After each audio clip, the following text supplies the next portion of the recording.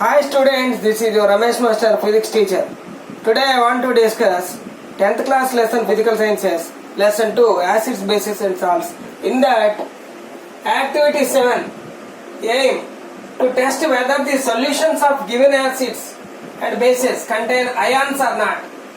What is our aim? Our aim is to test whether the solutions of given acids and bases contains ions or not.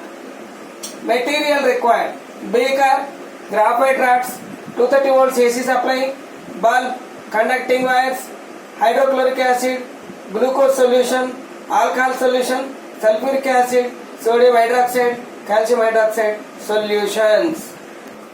Procedure: the experimental arrangement is as shown in the figure.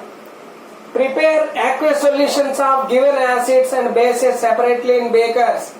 Prepare the aqueous solutions of given acids and bases separately in beakers. Aqueous solution means the solutions which are dissolved in water. The acids or bases which are dissolved in water are known as aqueous solutions. Point number 3. Connect two wires to graphite rods separately in a beaker as shown in the figure.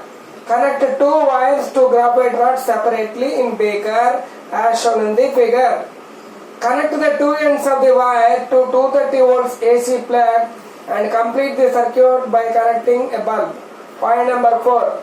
Connect the two ends of the wire to 230 volts AC plug and complete circuit by connecting a bulb. Switch on the supply. Point number 5. Switch on the supply. Hence point number 6. You will notice that the bulb glows in acid solutions and basic solutions. You will notice that the bulb glows in acid solutions and basic solutions due to the presence of free hydrogen ions H plus in acid. Due to the presence of free hydrogen ions H plus in acids and free hydroxide ions OH minus in basic solutions. The movement, point number 7, the movement of these ions in solution help for flow of electric current. The movement of these ions in solution helps for the flow of electric current through the solution. The positive ion, point number 8, the positive ion H plus, which is known as cation, present in acids, and the negative ion OH minus, which is known as anion, present in bases, as free charge carriers are responsible for glowing of bulb. The H plus ions which are present in acids and the OH minus ion hydroxide ion which are present in bases for the passage of electricity and thereby glowing of the bulb happens. Point number 9.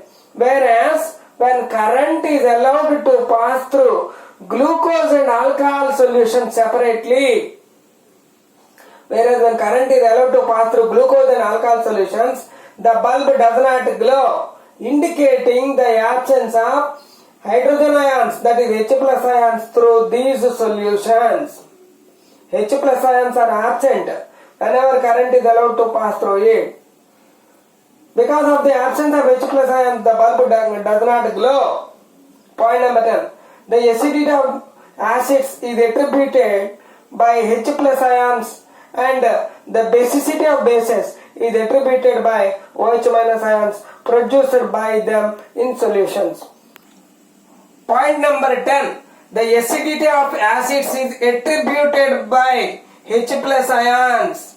The acidity of acids is attributed by H plus ions and basicity of bases is attributed by OH minus ions produced by them in solutions.